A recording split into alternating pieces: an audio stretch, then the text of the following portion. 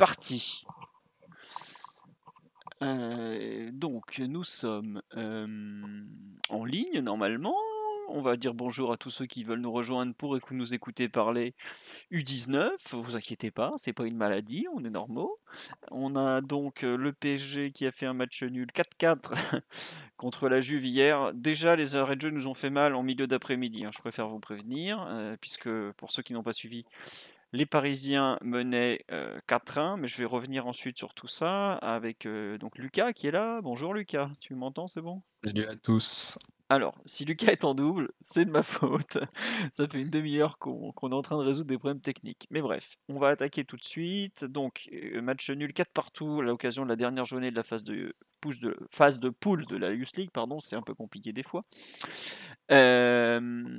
On va vous redonner les buteurs, tout ça, tout ça. On a donc ouverture du score de Ismaël Garbi pardon, à la 6e minute sur une action où il conclut bien, il suit bien. 2-0 Ousni, exploit individuel, là vraiment on peut le dire. À la 19e où il part du milieu de terrain, il remonte tout, il efface un tacle, il efface un autre défenseur, il frappe petit filet opposé. Wunderbar, je dirais même, comme but. Ensuite, réduction du score de Yildiz, l'attaquant turinois, à la 50e minute. Donc c'était juste au retour des vestiaires. C'était, je me souviens plus, oui, passe en profondeur dans le dos de la défense et il frappe, Mouquet touche, mais pas assez pour que ça aille pas au fond. Ousni, 53e, 57e, troisième but parisien, superbe action, Kari qui remonte tout le terrain, qui donne à Garbi, Garbi fixe bien et décale le petit latéral gauche Muntu Amungu. Centre au second poteau, Ousni est là pour marquer. Et enfin, Garbi, entre-temps, on a un expulsé, à savoir Fernandez Veliz, à la 75e pour un deuxième carton jaune, ce qui coupe un contre. Malgré tout, Garbi met le but du 4-1 sur une passe décisive d'Ethan Mbappé qui remonte en demi-terrain avant de le décaler dans la surface. On se dit, bah c'est bon, c'est réglé. Keneni, 4-2, 90e minute, une nouvelle fois Yildiz qui marque. Attendez, je me souviens plus comment il marque. Ouais, un contre. Bah oui, en fait, Garbi, il y a une balle de 5-1, il la gâche. Contre, Yildiz finit l'action 4-2 sur un ballon qui est un peu repoussé, pas très mal géré. 4-3 à la 94e, coup franc second poteau de Huijsen. Sur second poteau, bah, il est plus grand que tous les autres et donc il met un coup de tête.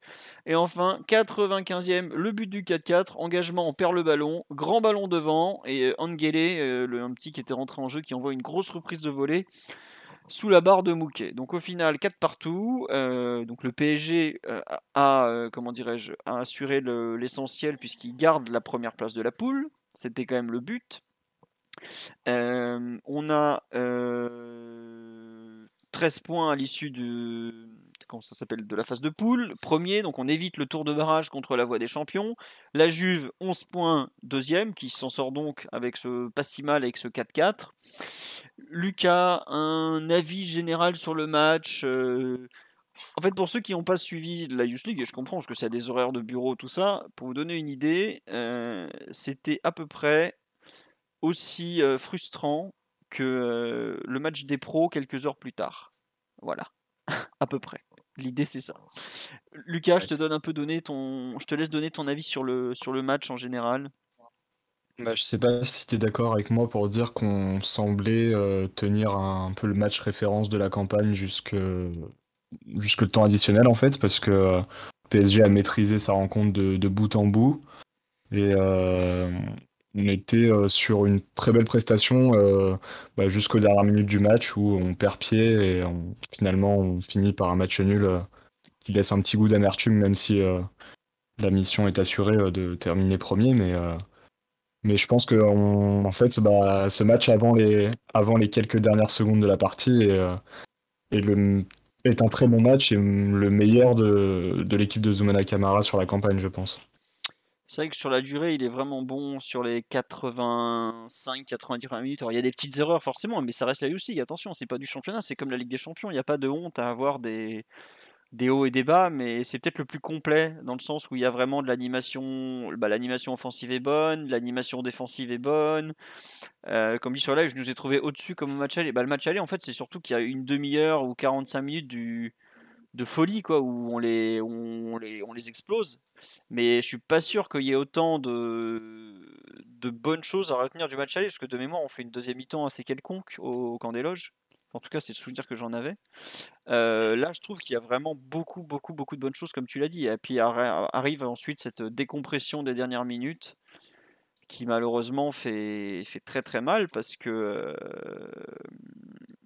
tu te retrouves en fait, tu les vois les petits quand ils retournent au vestiaire, ils sont dégoûtés quoi. Et c'est normal parce que t'as pas le droit d'entre guillemets de perdre un match, enfin tu vois, je dis perdre alors qu'on l'a pas perdu, on a fait 4-4, mais de laisser passer une victoire Un comme ça qui est succès quand même. qui paraissait acquis en fait. Ah, puis surtout, c'est une Parce que victoire marquante, hein. Tu mets pas souvent ah ouais. 4-1 à l'extérieur en étant à 10. On dit sur live, l'expulsion nous a fait mal.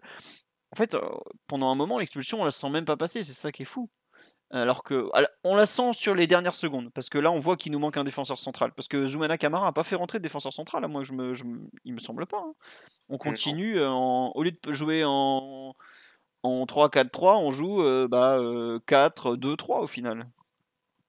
Oui, c'est ça. Parce que les deux changements qui sont faits après, c'est Romaric Etonde qui rentre à la place de Mukelengue et Ousni qui laisse sa place à Etienne Michu, donc un milieu de plus. Ouais, c'est ça. On finit en 4-3-2, pardon, pas 4-2-3. Mais bon, un peu frustrant effectivement, mais beaucoup de. En fait, je trouve que quelque part c'est bien, ça leur apprend aussi. Ils ont quand même concédé beaucoup de buts en fin de rencontre sur la campagne de Youth League. C'est quelque chose où ils doivent progresser. Et là, comme ça, ils le voient de façon assez claire. Parce que tu peux pas te permettre de lâcher, de prendre 3 buts. Là, si on est en. Comment ça s'appelle? Si on est sur un match un peu classique, il y a prolongation. Je suis pas sûr qu'en prolongation on s'en sorte, hein, vu à quel point on a été secoué sur les dernières minutes. Après, il y a quand même pour moi un point qui est à souligner sur cette fin de match, on peut le dire raté, c'est à quel point on a un déficit athlétique en fait. Parce que quand la Juve se met à mettre des grands ballons devant, le corner par exemple, le coup franc excentré pardon, du 4-3 où Hussein nous met une tête, on voit direct qu'on manque vraiment vraiment de taille au milieu du terrain, en défense et en attaque. Globalement, en joueurs qui sont grands, on a Fernandez Veliz, il s'est fait expulser. Bon, Mouquet le gardien, mais bon, ce n'est qu'un gardien, il va pas sortir sur chaque coup de pied arrêté. Elanage qui est grand mais qui est pas forcément très dur dans les duels. Un peu Ousni devant qui est capable de prendre des ballons de la tête, mais c'est tout quoi. On avait Bagbema qui était un peu la perche de l'équipe, mais Bah, on le perd sur blessure et du coup c'est Ethan Mbappé qui est bien ouais. parti pour jouer la deuxième partie de saison. Ah oui, Ethan va jouer toute la deuxième partie de saison, mais tu vois par exemple Bichabou nous manque énormément dans les airs. Parce que lui, des ballons dans les. Il n'y a rien qui passe vu sa morphologie. Donc c'est vrai que c'est. Sachant que tu peux aussi contextualiser pour ceux qui n'ont pas suivi le match, Witsen c'est un peu le même gabarit que Bichabou, hein. 1m96, c'est un colosse néerlandais Mm. assez impressionnant. Enfin, gros gabarit du côté de la Juve. Et, Et c'est pas bon le joueur premier d'ailleurs. qui met, c'est le troisième en Youth League. À chaque fois des ballons de la tête. Un tireur de penalty aussi, il avait marqué à l'aller. Et Globalement, je sais du pas. côté de la Juve, on parle d'un joueur aussi qui pourrait monter en A prochainement parce que les prestations sont plutôt appréciées. Ouais, Voilà. non, c'est vraiment un très bon joueur. Moi, il me rappelle, enfin, toute proportion gardée, il a un petit côté De Ligt version 2000, né en 2000, combien? 2003, 2004, lui, il est né, Hussein 2004, je pense. En 2004, ouais. Il a vraiment quelque chose qui s'en rapproche, quoi. Donc, c'est un joueur assez impressionnant quand même, on va pas faire semblant. Mais 2005 même. 2005 même. Ah, oh là là, Mhm. je sais pas le Gouda était bon, hein. Parce que là, quelle tige.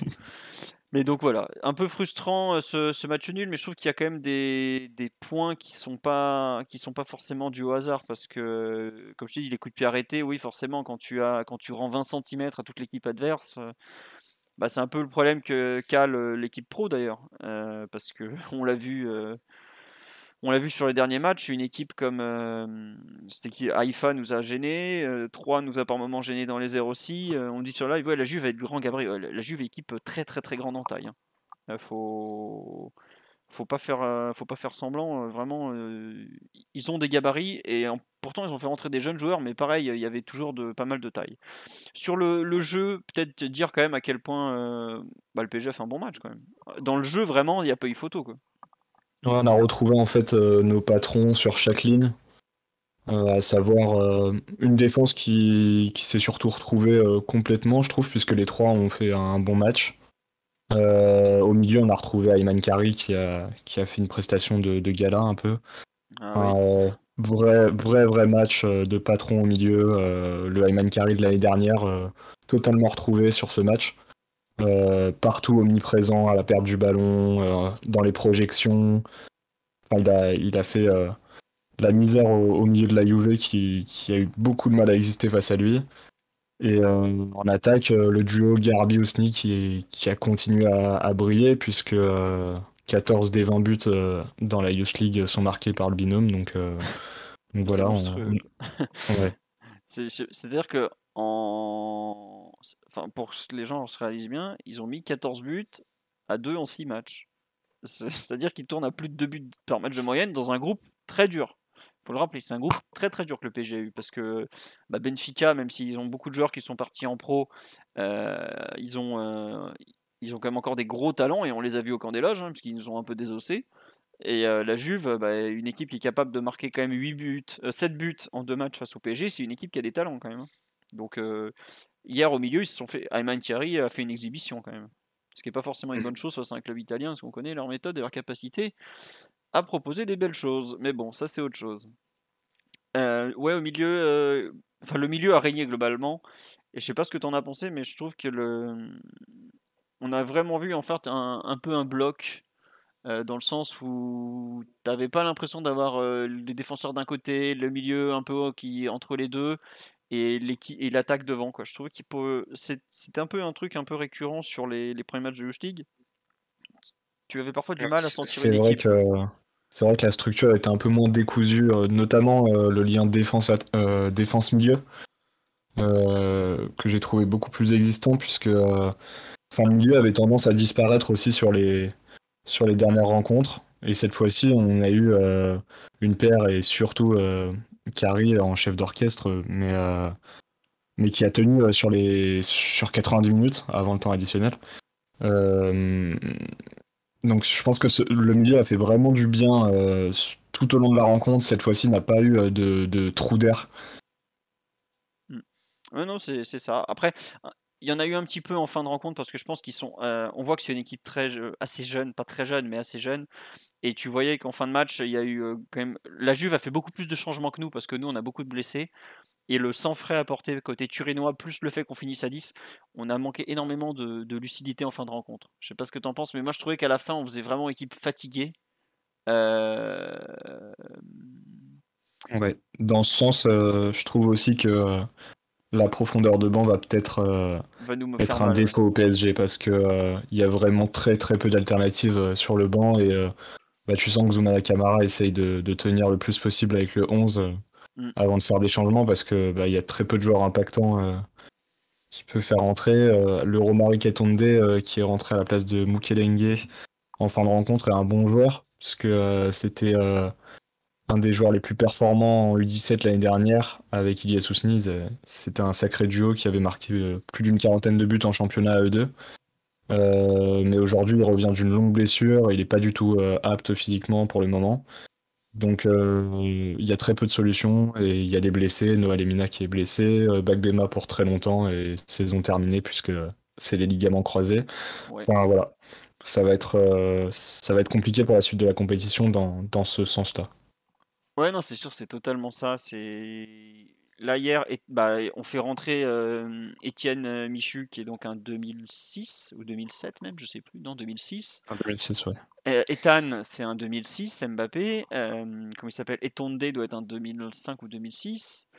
Un 2005 et t'as Yoram Zagué aussi qui est un 2006. Donc, on a une équipe quand même très jeune pour la compétition. Ah oui, non, c'est sûr. Je pense qu'en face, ils ont fait rentrer des joueurs, peut-être du même âge, mais qui semblent un peu plus mûrs physiquement. Le PSG fait vraiment pas du développement physique un critère important.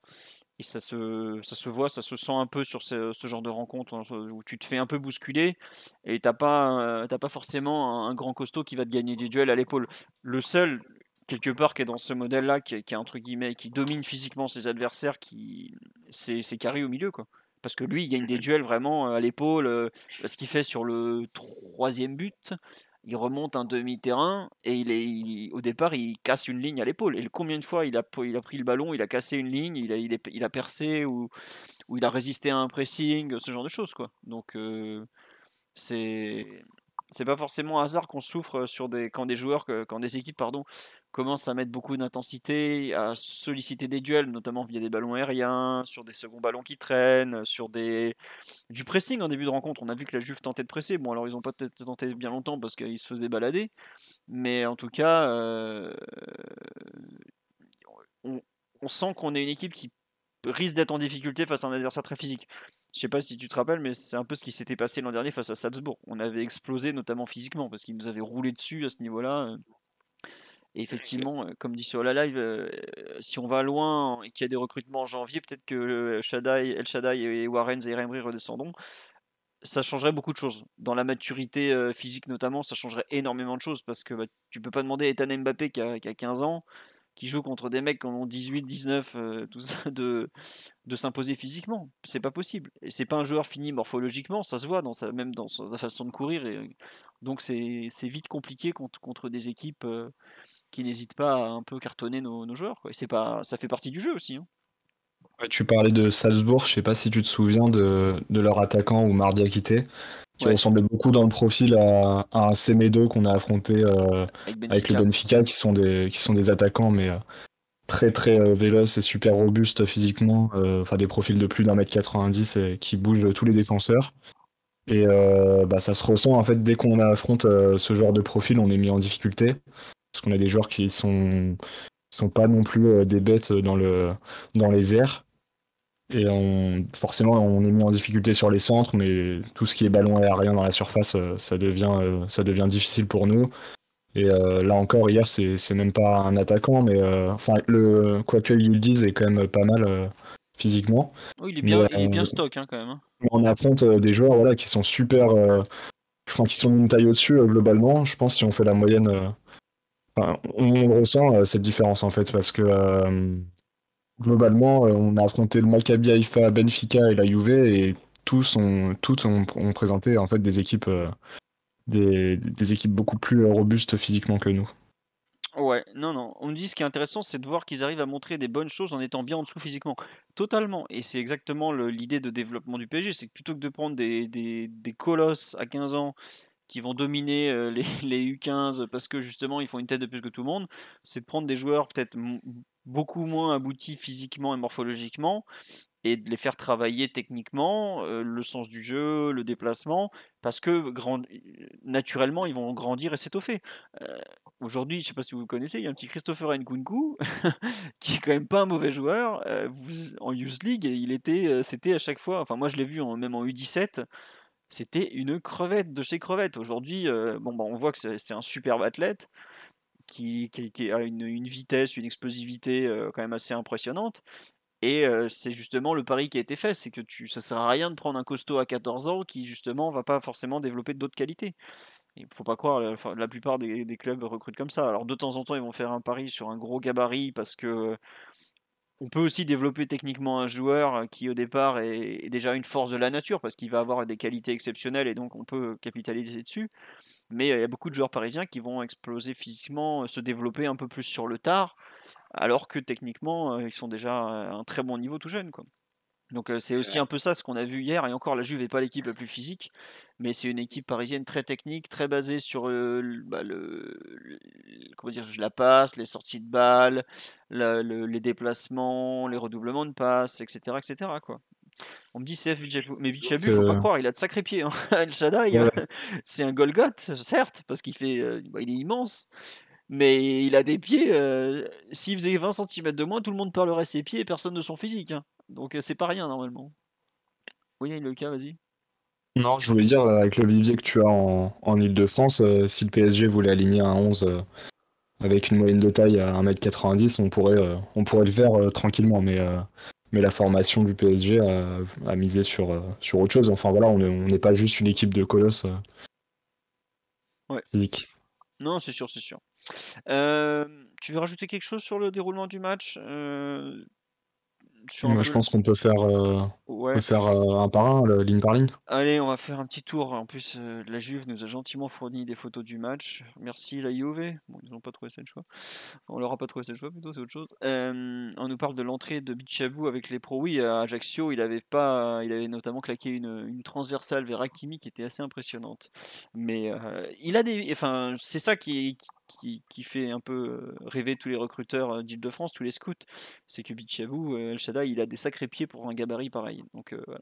Et c'est pas forcément courant. Et Zagadou avait d'ailleurs un peu déjà cette caractéristique de monstre physique avec des pieds, même si au plus haut niveau, il a un peu plus de mal. Mouquet donc était le gardien titulaire, il a pris 4 buts, le malheureux. Bon, c'est dur de lui reprocher quoi que ce soit parce que les 4 buts, il se fait, Ouais. il se fait aligner Non, quoi. c'est difficile. Non, les derniers buts, pas compliqué parce que sont tous difficiles à les sortir, mais voilà, je pense que c'est une fin de match aussi frustrante pour un gardien d'en prendre trois comme ça et d'avoir le sentiment d'être un peu abandonné par sa défense, mais il peut pas faire grand-chose ouais, sur les Non, quatre buts, oh, difficile. non, limite celui qui peut sortir le plus, c'est le Le premier premier, parce qu'il le ouais. touche, ouais.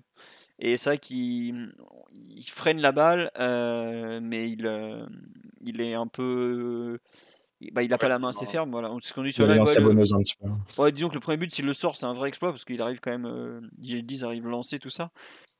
Mais bon, c'est pas simple. Moi, je trouve que on sent vraiment un gardien en progression.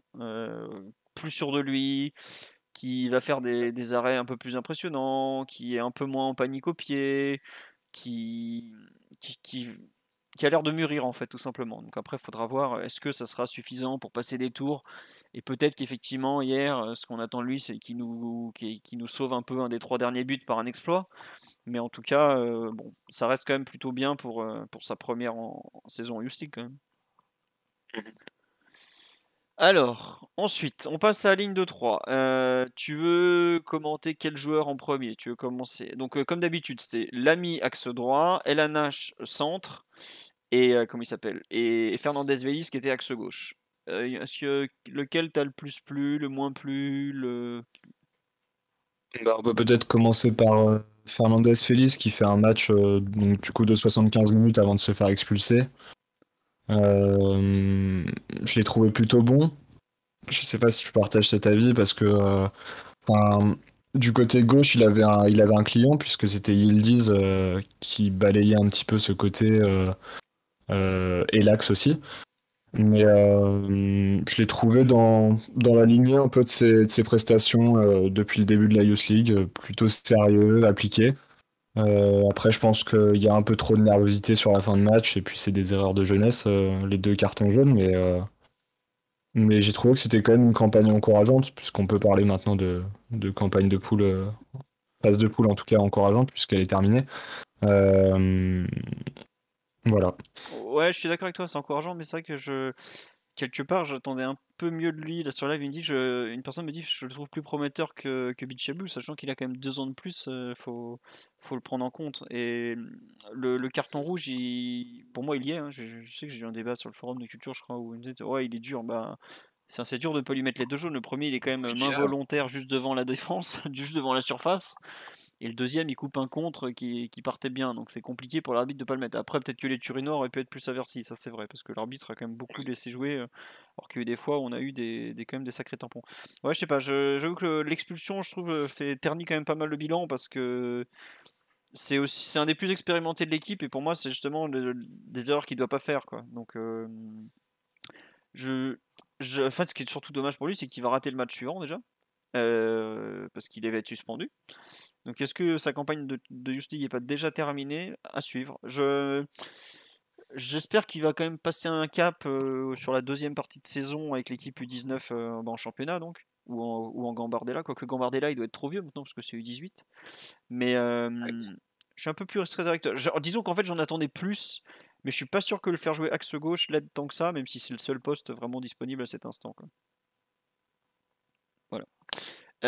Sur le live, on parle de l'ami toujours au top. Bah moi je suis bien d'accord. La campagne de C'est vrai qu'on me le dit très justement, Bichabou faisait aussi des erreurs en Youth League quand il redescendait. Ouais, non, c'est vrai, il a fait pas mal d'erreurs en Youth League, Bichabou, mais malgré tout, Bichabou aujourd'hui il est avec les pros, pas Fernandez Veliz, et je pense qu'on voit pourquoi aussi sur ce genre de rencontres. Bichabou a quand même un inconvénient par rapport aux autres, c'est qu'il passe son temps entre les pros et l'U19. Quand il redescend, il a aucun repère. Et c'est pas forcément simple de faire la navette comme ça entre les deux. J'ai vu des joueurs être pas mal perturbés, faire à la fois qui avait largement presque le niveau pour jouer en pro, qui quand il redescendait était beaucoup plus dans le dur. Il y a une belle unanimité sur le match de Hugo Lamy, une nouvelle fois, le central droit. Tu as bien aimé toi aussi, Lucas? Je le trouve vraiment bon, notamment parce que c'est un poste qu'il expérimente depuis le début de saison et je trouve que cette étiquette un peu d'axial droit d'une défense à 3 lui va mieux qu'un poste de latéral droit dans une défense à 4, Mm. qu'il a d'ailleurs retrouvé en toute fin de match et ça s'est pas super bien passé. Mais voilà, je le trouve bien dans cette défense à 3. Il est super important à la relance. Il est vraiment propre avec les pieds. Euh, c'est un truc que j'aime bien, ça, c'est sa capacité à relancer pied droit, pied gauche. Je trouve ça assez propre et c'est peut-être le plus positif sur l'ensemble de la campagne des trois. Parce que Ouais, c'est un peu la surprise aux côtés de Delanache et Fernandez qui sont des centraux avérés. Lui était un peu le joker dans cette défense à 3 et finalement il se retrouve à complètement remplir le rôle. ouais. Je suis d'accord avec toi, il y a un petit bémol sur le premier but, c'est lui qui se sert mal, ils le disent quand même. Il couvre forcément. Alors peut-être qu'Elanache n'est pas bon dans sa lecture et dans son orientation du corps parce qu'il peut peut-être intercepter, mais il n'arrive pas à revenir assez vite. En revanche, on me dit sur le live, ouais, dans sa manière de défendre, il est très classe. Tu parles de sa relance, c'est incroyable la relance. C'est que tu as l'impression qu'à chaque fois, il va perdre la balle et en fait, tout est calculé, tout est mesuré et en fait, ça lui permet de. Il est toujours. T'as l'impression qu'il est à la limite, alors qu'en fait, je pense qu'il est totalement en contrôle. Et techniquement, ce qu'il fait, ou dans l'interprétation de son poste, quand on a le ballon, je vais en faire peut-être hurler certains, mais quand je vois ce qu'on a fait avec l'équipe pro, de tout ce que j'ai vu en défense à 3 cette saison avec le PG, c'est limite lui qui interprète le mieux ce qu'on demande à un des centraux de côté d'une défense à 3 de faire. Apporter le surnombre, euh, ne pas hésiter à casser une ligne, balle au pied d'entrée. C'est franchement très très très intéressant et impressionnant pour un joueur qui avait jamais joué à ce poste-là jusque-là, quoi. Donc je suis d'accord avec toi, c'est plus vraiment un latéral de défense à 4. Il est vraiment bien dans ce rôle. Faudra qu'il s'étoffe un peu physiquement. On nous dit il me fait penser à Di Marco de l'Inter mais en droitier. Je connais pas beaucoup Di Marco, j'avoue, je l'ai peu vu jouer donc je vais éviter d'en parler. Mais vraiment une très très bonne surprise et ce qui me fait plus peur pour lui, c'est je suis pas sûr que le PSG lui fasse de la place au niveau de l'équipe pro. Et s'il doit se retrouver à partir, il va vraiment falloir qu'il signe dans un club où il joue à 3 derrière, parce qu'à 4, ça sera peut-être un peu plus compliqué malgré tout, quoi. Mais vraiment, pour moi, la très très bonne surprise de cette campagne de Youth League, tout poste confondu, honnêtement. S'il y en a bien un que j'attendais pas aussi bon, c'est lui, vraiment. Tu veux rajouter un C'est petit, vrai. tu veux rajouter un petit mot sur Alanache ou pas grand-chose? J'ai bien aimé une partie de son match, Hum, mais pas non plus. Je trouve qu'en capitaine, en fait, c'est marrant, c'est qu'il joue au même poste que Marquinhos chez les pros, donc central, défense à 3 comme ça. Et je trouve qu'il en a un peu les mêmes défauts, qu'il a parfois un peu de mal à s'imposer, il est bon mais pas très bon. Il y a des fois, il va faire deux ou trois interventions. Il y en a notamment devant la défense là en première mi-temps où il est excellent. Et puis après, il a du mal à continuer à surfer un peu sur cette vague de libéraux qui doit dominer son sujet et tout. C'est c'est ça, je trouve que les copies sont assez irrégulières. Si tu reprends tous les matchs, il y a souvent du très bon et mm, du beaucoup moins bon en fait, parce que enfin, dans un match il est très irrégulier je trouve, mais il y a sans doute des trous d'air qui sont dus à des matchs de jeunes en fait aussi, oui, oui, tout à fait. Oui. mais oui, oui, à ce niveau-là, ça pardonne pas en fait, les trous d'air comme ça. D'ailleurs, le trou d'air qu'on a nous sur la fin de match est assez similaire, bien qu'il est encore plus rapproché à celui de la Juve à l'aller chez nous, où ils prennent 3 buts en 10 minutes sur la première mi-temps et on termine à 5-1 au retour des vestiaires.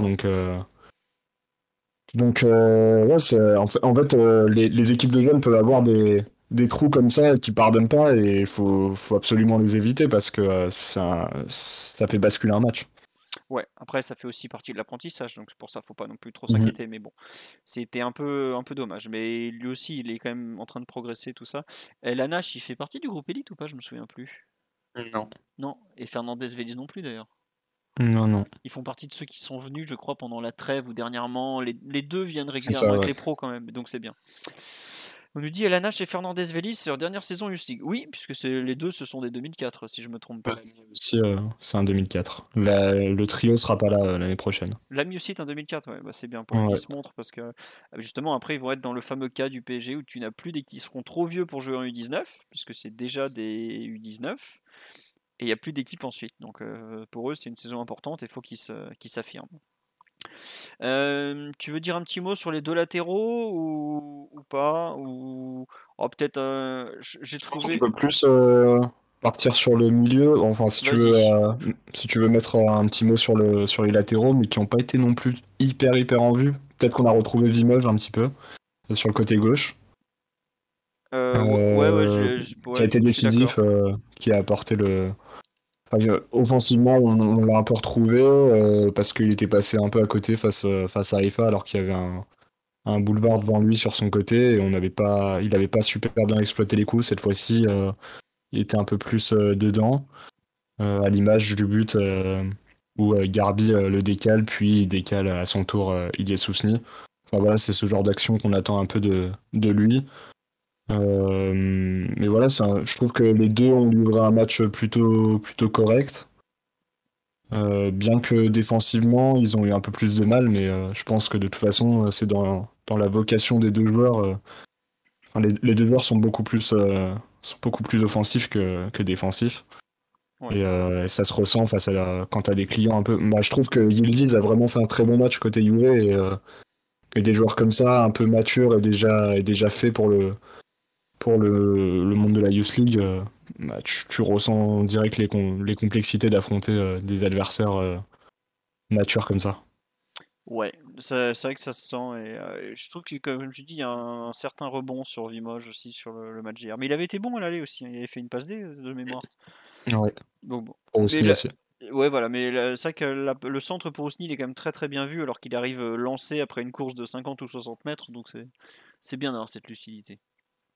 Sur l'autre aile, Zaguet, j'avoue que j'ai pas grand chose à dire. Si je trouve que c'est plus simple pour lui de jouer avec Mukelenge comme il est droit que comme Lemina. Lemina est un joueur très très vertical. En fait, le latéral a même pas le temps de monter que Lemina est déjà parti vers le but. Avec un joueur qui fixe un peu plus comme Mukelenge, c'est quand même un petit peu plus simple pour lui, quoi. Et pour le coup, je trouve que lui, donc c'est un joueur très jeune, Yoram Zaguet, c'est un 2006. Et on sent un peu une progression sur la campagne de Youth League. On voit qu'il commence à avoir le rythme un peu plus. Pareil, techniquement, il a passé un cap, donc c'est bien, c'est bien. Ensuite, bon, on va dire un petit mot quand même de l'Axe, parce que ça a été la grosse satisfaction, je pense, du match. C'est la rencontre de Kari, surtout. Mais si tu veux en parler, on a retrouvé le Ayman Kari monstrueux de la saison passée. Là, enfin, on peut le dire. Ouais, surtout physiquement, enfin, on a retrouvé un joueur qui était en pleine possession de ses jambes, là, qui pouvait cavaler 90 minutes et faire des misères au milieu de la Juve. Enfin, c'est un joueur qui est capable de changer le cours d'une rencontre complètement.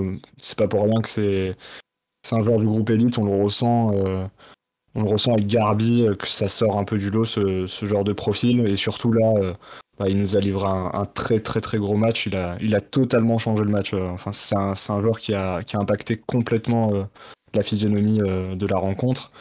Et, euh, et face au milieu, il était vraiment.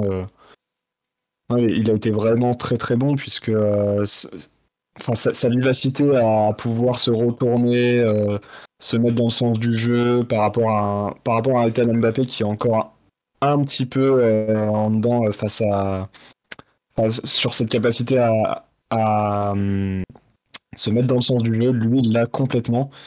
Et dans les projections, il a fait un bien fou au PSG. Il a cassé des lignes à de nombreuses reprises. On l'a vu parfois faire des courses de 50-60 mètres et amener le ballon proche de la surface. Le nombre de mètres qu'il a gagné, c'est impressionnant. Le nombre de Ouais, je pense duels et le que nombre de mètres, c'est impressionnant. ouais, ça doit être assez exceptionnel. On n'a pas les stats détaillés de la compétition parce que c'est pas aussi numérisé que la Ligue des Champions, mais ouais, ça doit être assez exceptionnel. Ouais. Et globalement, on en avait parlé il y a quelques semaines sur un des podcasts. On disait, ouais, est-ce que c'est un problème de retour au niveau physique ou est-ce que c'est aussi une décompression liée au contrat qu'il a signé et tout? Là, on peut dire que c'était un problème de remise en route physique après une grave blessure. Comme on dit sur là, il prenait le ballon dans son camp, il remontait tout le terrain. Non, mais combien de fois il l'a fait cette action, quoi? Je trouve que surtout on a retrouvé sa capacité à où tu crois qu'il est en difficulté, il commence à baisser la tête et ensuite il pousse le ballon, il pousse et il dégage une puissance incroyable à ce moment-là. Et hop, la tête se relève peu à peu et là il est lancé, il est inarrêtable, quoi. Et il a une capacité comme ça, quelque part, à s'enfoncer entre ses épaules pour repartir de l'avant, qui est assez impressionnante. Et physiquement, tu vois, tu le vois, il paye pas de mine. Mais quand il commence à se lancer, il est franchement incroyable. Et il a retrouvé un peu de sa protection de balle. Il a fait moins d'erreurs, tout ça. Vraiment, ça fait très plaisir de le revoir à ce niveau-là. Et ce joueur, tu l'associes comment il s'appelle, à Zaïre Emery. Si Zaïre Emery vient refaire un petit tour en U19, Je attention. pense que t'as une paire exceptionnelle, hein. Ouais, non mais là t'as une paire qui normalement limite peut déjà jouer en pro, quoi. Ils ont rien à faire en Mhm. Youth League. Mais après c'est aussi formateur pour lui d'aller jouer en Youth League, de jouer comme ça les meilleurs de sa catégorie, c'est bien aussi, quoi. On l'envoie pas jouer, je sais pas, il y a un club de banlieue d'Evreux un dimanche après-midi à 15h où il va gagner 9-0, quoi. Donc Bah, si au moins un des deux peut continuer à jouer, oui. Oui, non. ça peut être pas mal. Et on voit que lui, l'enchaînement des matchs lui a fait du bien. Il lui a fait beaucoup de bien Mhm. même. Voilà. Petit mot sur Ethan Mbappé qui quand même s'installe au milieu de terrain, deuxième Bon titularisation match. consécutive. Ouais, bon match, ouais. Bon match. Mhm. Je l'ai Il, trouvé mieux que face à Haïfa. Voilà, il est sur la bonne pente.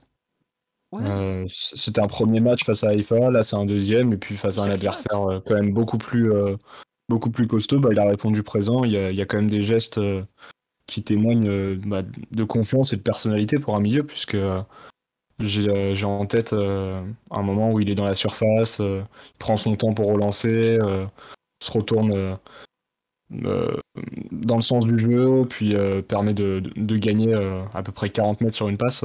Enfin voilà, c'est une bonne prestation dans l'ensemble, je trouve.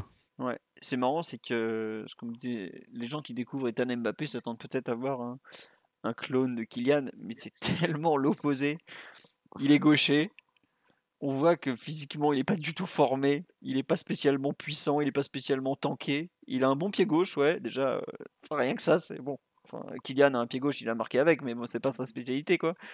Et je trouve pas spécialement rapide. Il manque un peu de coffre. C'est vrai qu'on me dit un Rabiot dans le style. Il y a des moments, il ressemble plus à C'est Rabiot vrai. qu'à Kylian Mbappé, honnêtement. Un mec assez Non, puis c'est vrai, longiligne. il a une manière de courir qui me rappelle un peu Rabiot. Ouais, Il est pas spécialement élégant à l'écran, mais non. c'est un joueur qui est peu efficace en vrai. Ouais, non, non, c'est vraiment. C'est un joueur enfin, c'est très sympa de voir que c'est pas parce qu'il s'appelle Mbappé que c'est le clone de son frère. Et vraiment, euh, c'est même l'opposé dans le rendu visuel, quoi. Et il est vraiment intéressant, j'aime bien ce qu'il fait. Il est intelligent sur le terrain, on voit, il est pas bête, hein, il comprend bien ce qui se passe. Mais je trouve que morphologiquement, physiquement, même dans sa façon de courir, on voit qu'il est pas fini en fait comme joueur. Et c'est normal, attention, on parle d'un joueur de 15 ans, faut vraiment raison garder. Mais c'est sympa de suivre cette évolution match après match. On voit qu'il commence à prendre un peu plus confiance. On voit qu'il fait plus les erreurs sur des contrôles, notamment qu'il a des ballons perdus parce que il, euh, il sent mieux que le joueur arrive déjà. On voit qu'il commence à s'habituer à la vitesse du jeu en Youth League. C'est pas rien la Youth League. Mais Merci. en tout cas, c'est un vrai joueur, ça s'était moqué de lui un peu, mais il est bon. Honnêtement, ouais, c'est hyper dur de porter le nom de Mbappé quand tu viens par exemple au camp des loges et que tu te retrouves direct propulsé avec l'étiquette de starlet alors que t'as même pas encore joué un match en Youth League complet. Et non, faut avoir les épaules pour jouer comme ça à 15 ans en Youth League et il répond plutôt présent. Ouais, non, c'est sûr. Après, c'est sûr que bon, on lui demande beaucoup et c'est super dur parce que il portera toujours le nom d'une superstar, tu vois, faut quand même le dire. Mais c'est bien qu'il fasse son trou et quelque part, c'est surtout très bien qu'il ne, qu'il ne joue pas au poste de son frère parce que sinon les comparaisons ça aurait été insupportable. Moi, je vois le fils de Zidane, le grand Enzo, là, qui est pas très bon. On va pas faire semblant qu'il jouait en plus milieu offensif. c'était terrible les comparaisons. Là, les deux, ils ont pas grand-chose en commun. C'est très bien pour lui, quoi. On nous dit il défend déjà plus que son frère. Heureusement, vu son poste. Et merci à Eberic pour le sub, ça fait toujours plaisir. Ouais. Tu veux rajouter quelque chose sur le match d'Ethan?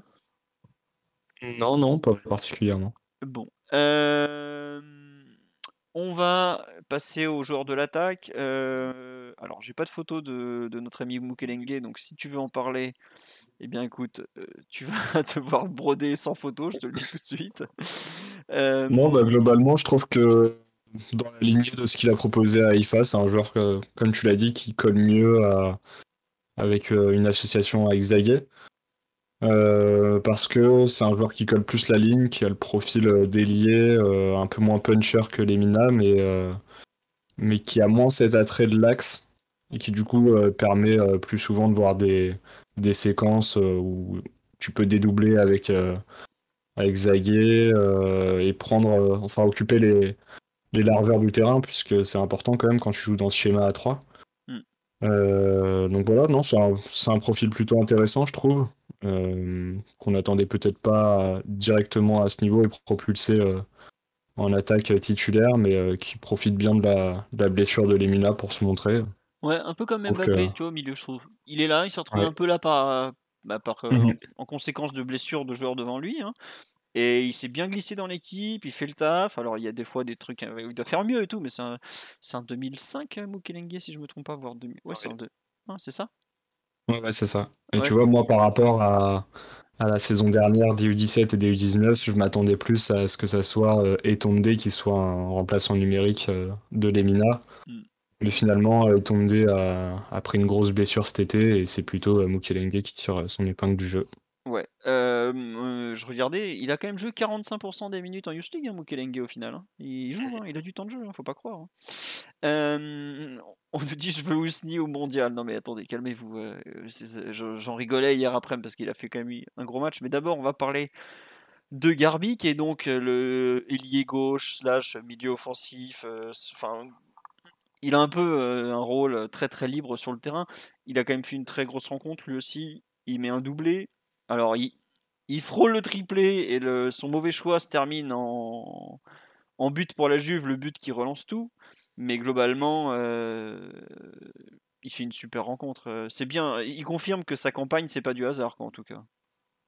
Ouais, non, je trouve que c'est vraiment un très très bon joueur.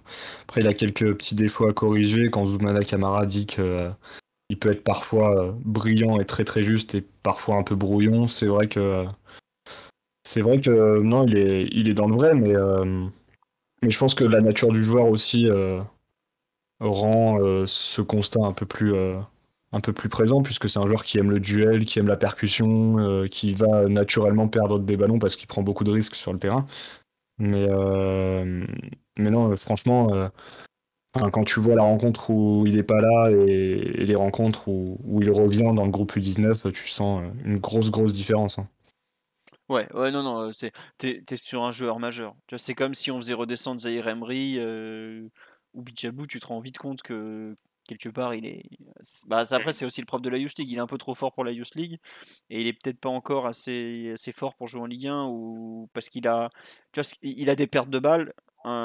Tu les fais en Ligue 1, ça se finit mal, on va dire. Ça peut très mal se C'est finir. sûr. Voilà.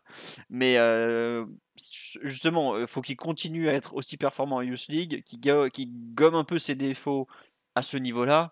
Et ensuite, il ira au-dessus et il aura tout pour faire. Il sera déjà prêt, il sera plus mûr pour faire des bonnes choses, quoi. Et on nous dit, ouais, à propos de Garbi sur là, c'est très juste. On sent l'importance qu'il a pour ses coéquipiers. Il le recherche constamment pour ressortir les ballons. Globalement, il est un peu la courroie de transmission de l'équipe. Quand on est en difficulté, on va aller chercher Kari dans l'axe ou Garbi un cran plus haut. Ou alors, si on est vraiment vraiment en grosse difficulté, on va chercher Ousni de la tête encore plus haut. Ousni qui n'est pas pro, on me demande sur la live. Non, c'est en négociation. On en a parlé sur le site il y a pas longtemps, mais ça va pas être simple puisqu'il y a quand même énormément de concurrence. Sur Garbi, tu veux rajouter quelque chose, Lucas? Ouais, je voulais juste dire que pour favoriser son intégration à l'équipe première, je pense qu'il a un peu intérêt à jouer sans floriture dans son jeu, puisque enfin, c'est un joueur qui perd beaucoup de ballons et qui aime le risque.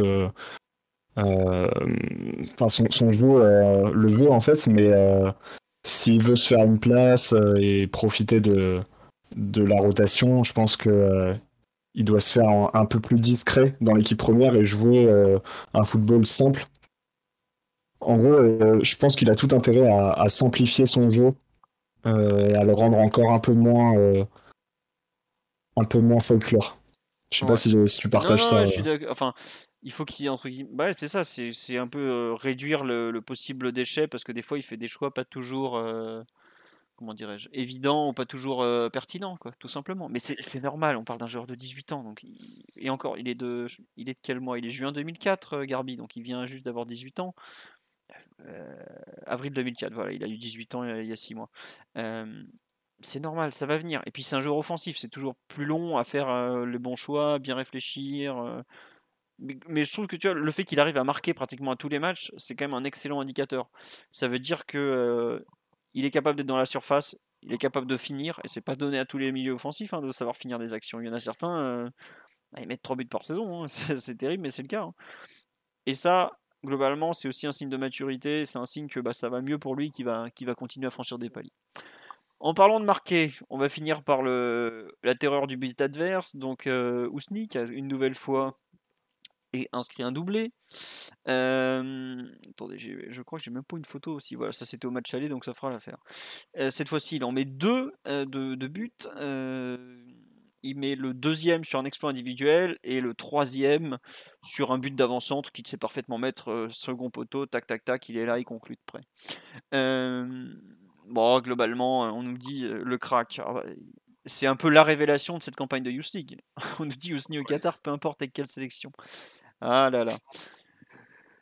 Ça va être Non, je sais pas, je pense que oui, forcément le Maroc doit faire un forcing assez impressionnant pour le récupérer, mais ça c'est le jeu. Merci à Emolowok. Oh là là, j'arrive pas à le prononcer, ça dit donc pour le sub aussi.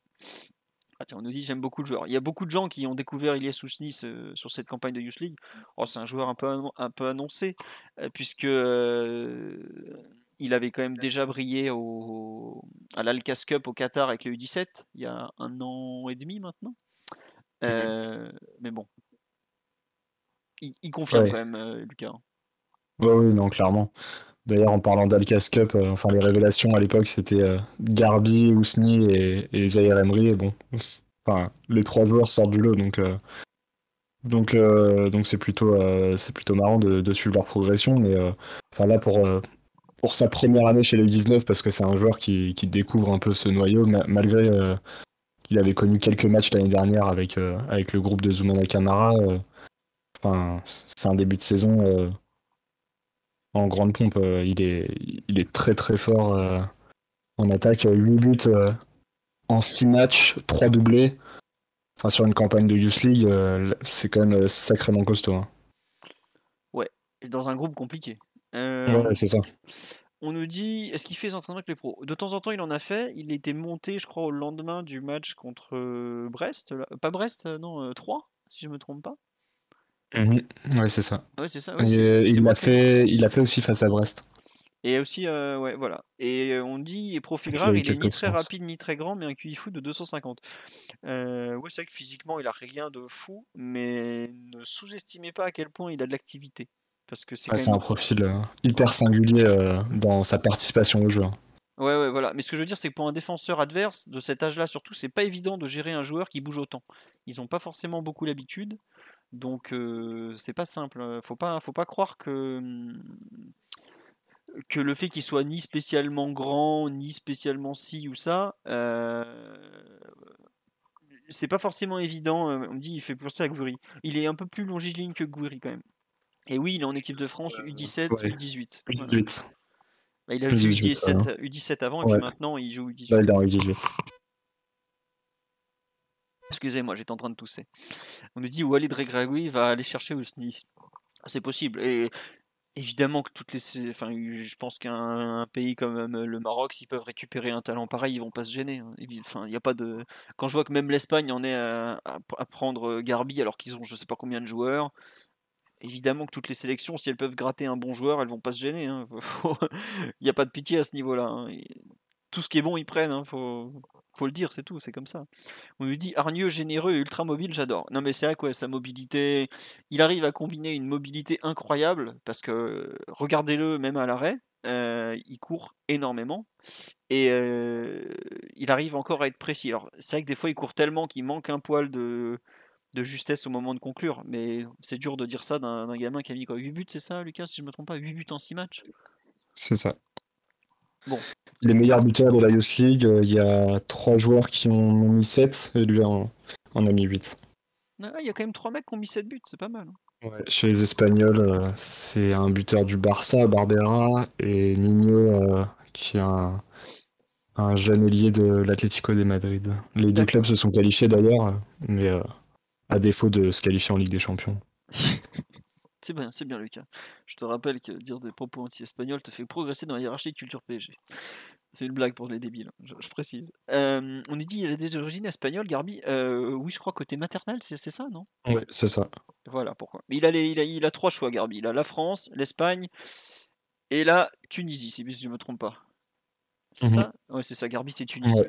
Parce que je sais que j'avais dû faire des recherches, j'ai été pris dans un conflit tuniso-marocain à propos de ce bon Ismaël. Il est tunisien, voilà. Enfin, d'origine en tout cas. Parce que je crois qu'il a joué pour la France aussi. Donc pour l'instant, on ne sait pas trop quelle nationalité sportive il va choisir à la fin. Tu veux rajouter un dernier truc sur Ousni? C'est un 2005 Ousni, c'est-à-dire que là c'est sa première année U19. Donc lui par exemple il peut encore jouer la Gambardella, c'est ce qu'on appelle un U18. Et ensuite il pourra encore faire la campagne de Youth League de l'an prochain. Même si sachant qu'il est en fin de contrat à l'issue de la saison, que donc le PSG essaye forcément de le faire signer pro, il faudra voir s'il restera, qu'est-ce qui va lui être proposé, tout ça c'est aussi un des enjeux. Et quand on fait une campagne de Youth League pareil, forcément on a des propositions, on va pas faire semblant. Donc il faudra voir la suite. Mais tout ça, c'est des histoires contractuelles qui se jouent parfois très très loin des terrains, donc on va se contenter d'apprécier le fait qu'il brille en Youth League. On nous dit la Gambardella pour ce qu'on fait. Ouais, Ouais, c'est ça. En fait, vu que tu avais parlé de Gambardella, peut-être qu'on peut faire un point sur les joueurs oui, très qui vont bonne idée. disputer la compétition et qui vont pas la disputer. Juste pour Notamment, préciser, on va ouais. perdre toute la défense. Attends, juste pour préciser un truc, la Gambardella avant c'était U19. Donc anciennement moins de 18 ans nationaux, c'est passé depuis 3 ans U18. Donc techniquement ça serait moins de 18 ans, moins de 17 ans nationaux de l'époque, mais c'est un peu compliqué parce qu'à l'époque c'était moins de 16. Bref, en gros c'est les joueurs nés après le 1er janvier 2005. Donc comme tu dis, il y a beaucoup de monde qui saute de l'équipe de Youth League, quoi. Pour résumer, on va perdre Moukié, qui va être remplacé sans doute par Nkunku, qui est et c'est pas Christopher Nkunku, hein, c'est C'est un autre. Nkunku. Euh, Desti Nkunku, qui est du coup le deuxième gardien dans la hiérarchie, qui va disputer la compétition. En défense, on va perdre le trinôme derrière, puisque les trois sont des 2004, donc ça devrait plutôt être des joueurs comme Shadid Delest qui vont jouer. Euh, Ayman Kari qui ne va pas jouer la compétition puisque c'est en 2004 et Garbi qui ne la jouera pas non plus puisque c'est aussi en 2004. Sinon, le reste du noyau c'est 2005-2006 donc ils sont tous éligibles à la Gambardella. Voilà.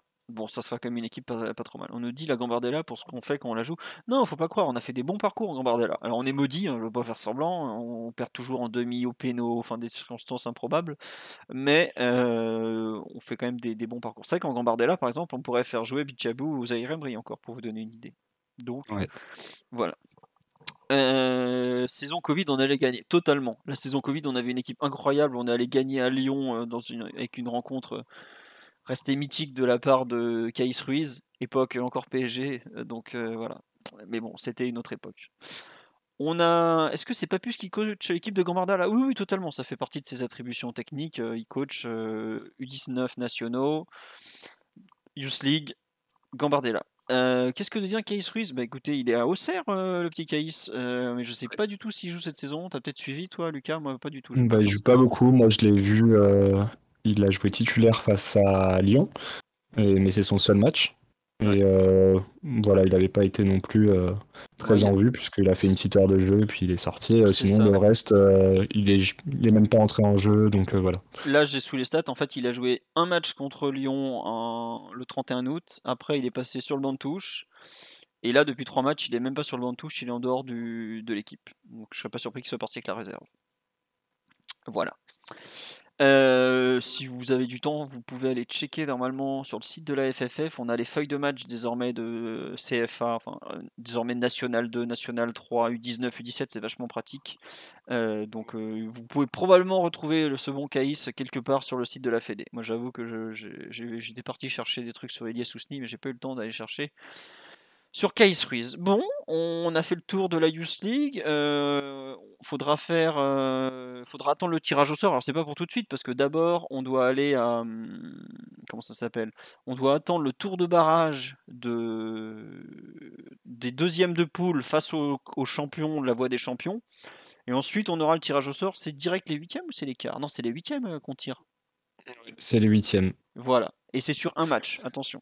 Et normalement, le PSG recevra, puis non, c'est ça, on reçoit quand on a les premiers tours. Ouais, c'est ça. Le PSG reçoit. Voilà. Bon. On a fait le tour sur la formation, on en est à 55 minutes, donc on a plus que fait le tour. On va vous Tiens, souhaiter. Ouais, on peut juste peut-être rappeler ceux qu'on peut tirer, vas-y. enfin les premiers qui sont qualifiés. Ouais.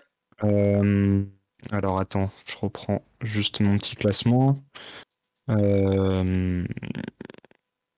Alors dans les qualifiés, actuellement dans la compétition, on a Liverpool, l'Atlético de Madrid, Barcelone, le Sporting Lisbonne qui est une très très bonne équipe, Milan, le Real Madrid qui a fait une campagne assez dingue puisqu'ils ont mis 23 buts en 6 matchs. Oh là là. Ah oui, quand Et même. ils ont une attaque de feu, hein. Et Ouais. Manchester City et PSG, voilà. Donc c'est les équipes qui pour l'instant sont qualifiées et qui seront rejoints par les vainqueurs des barrages. Voilà. Bon. Eh bien, écoutez, Lucas vous a fait le point complet sur les qualifiés, tout ça, tout ça, tout ça. Moi, j'ai cliqué n'importe où sur Twitch, donc je sais plus comment on remet le live, mais je vous aime quand même. Je vous dis à tout à l'heure parce qu'on a un autre live pour les. Comment ça s'appelle? Les pros. J'ai eu du mal. Ça sera à 23h. Je peux déjà vous dire qu'il y aura Mathieu et Omar, il m'en manque un quatrième. Donc on va voir comment on fait. Je vous dis à très bientôt, à plus tard, me dit-on. Ben oui, pas de souci, à plus tard. Et puis ben, on espère que ça vous a plu. Je vais tenter de vous mettre le replay en ligne. En fait, j'ai oublié de lancer l'enregistrement, donc je sais pas trop comment on va faire. Le son, ça devrait aller. Je suis pas sûr que donc le son, ça sera sur les Spotify, Google Podcast, Apple Podcast, tout ça, ça vous l'aurez sans problème. Au pire, je lancerai, je me débrouille.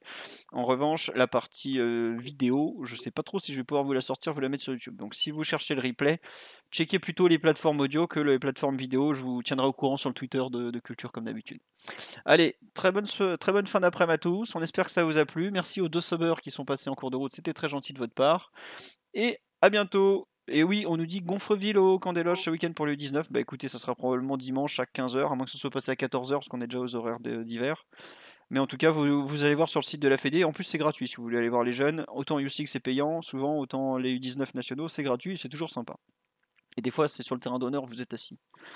Allez, gros bisous à tous, à bientôt, ciao ciao tout le monde. Bah Lucas, faut dire bisous là normalement. Allez, Allez, bisous. voilà, salut.